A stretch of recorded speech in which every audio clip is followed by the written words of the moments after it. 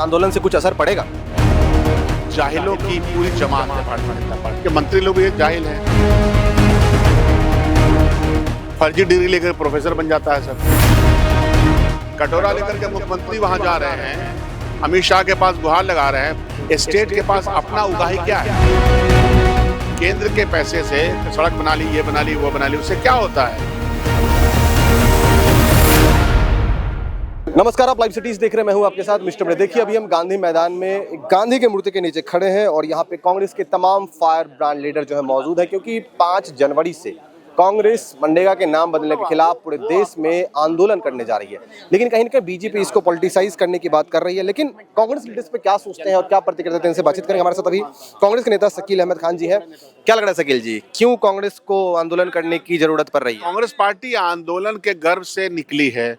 देश की आज़ादी भी आंदोलनों और कुर्बानियों की बुनियाद पे हुआ है। ये नए जनरेशन को बताने की आवश्यकता है।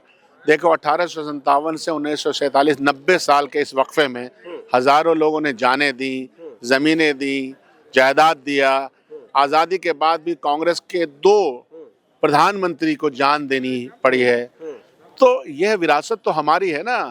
तो हमारी विरासत तो कुर्बानियों की विरासत रही, उसको याद करना, फिर उस विरासत की बुनियाद पे और आगे बढ़ना, होने वाले जुल्म तशद्दुद के खिलाफ काम करना, ये आज की हमारी आवश्यकता है। कांग्रेस पार्टी अपना हिस्टोरिकल रोल निभा रही है। आप लोग जो कह रहे हैं, लेकिन बीजेपी कह रही है कि हमने 100 जो वर्किंग डेज था उसको 125 किया है। कांग्रेस इस चीज को समझ नहीं पा रही, कांग्रेस इसको पॉलिटिसाइज कर रही है। एक तो जाहिलों की पूरी जमात है भारतीय जनता पार्टी। यहाँ इनके मंत्री लोग भी जाहिल हैं। फर्जी डिग्री लेकर प्रोफेसर बन जाता है सब। सवाल उसका नहीं है। सवाल यह है कि आपके यहाँ पहले आप 100 लोगों को खाना खिलाते थे और अब हमने कहा कि नहीं 125 का खिलाओ। लेकिन जो आपका सप्लाई लाइन था, खाना खिलाने के लिए तो पैसा चाहिए ना, वो पैसा घटा दें, खाना खिला पाइएगा? राज्य के पैसे को कम करके, केंद्रांश का जो पैसा था उसको कम करके आप 125 में 200 कर दें, क्या फर्क? आप कह रहे हैं बोझ राज्य पर डाल दिया गया है। बोझ राज्य पर डाला गया। तो राज्य जिसके पास पैसा नहीं है, कटोरा लेकर के मुख्यमंत्री वहां जा रहे हैं, अमित शाह के पास गुहार लगा रहे हैं। पूछिए फाइनेंस मिनिस्टर से कि बिहार के फाइनेंशियल सिचुएशन क्या है। आप 20,000 करोड़ रुपया इलेक्शन में ब्राइब देने में लगा देते हैं। आपके पास पैसे का रिसोर्सेस क्या है?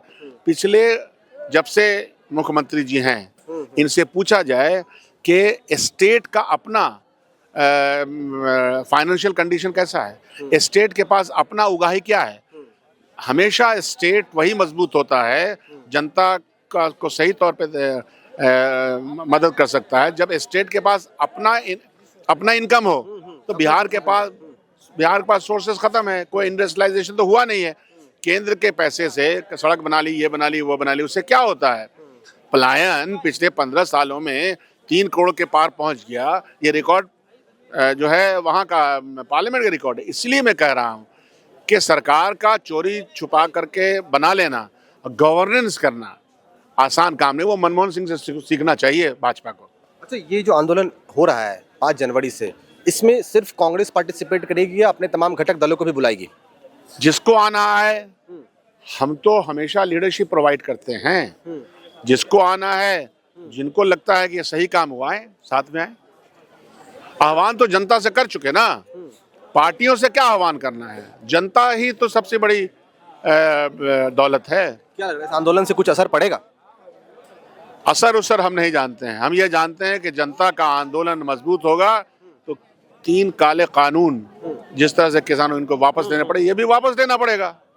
बिल्कुल। देखिए, क्योंकि अभी जो मुद्दा चल रहा है मनरेगा से, महात्मा गांधी का नाम तो हट गया, लेकिन सबसे अहम मुद्दा इसमें यह है कि इन योजनाओं में जितने पैसे खर्च होने हैं उसका कुछ हिस्सा राज्य सरकारों को भी वहन करने की बात की जा रही है। लेकिन तमाम राज्य सरकार जो है, बहुत से राज्यों की राज्य सरकार जो है वो इस पैसे को देने के जुगाड़ में नहीं, क्योंकि उनके पास पैसा ही नहीं, उनकी फाइनेंशियल जो बजटिंग है वो बहुत कम है। लेकिन देखना होगा आगे क्या कुछ होता है। कांग्रेस अपने आंदोलन की शुरुआत तो कर दी है, लेकिन आगे इन चीजों पर जो भी चीज होगा हम आपको लगातार अपडेट करेंगे। तो बने रहिए हमारे साथ, देखते रहिए। बहुत बहुत धन्यवाद इस वीडियो को।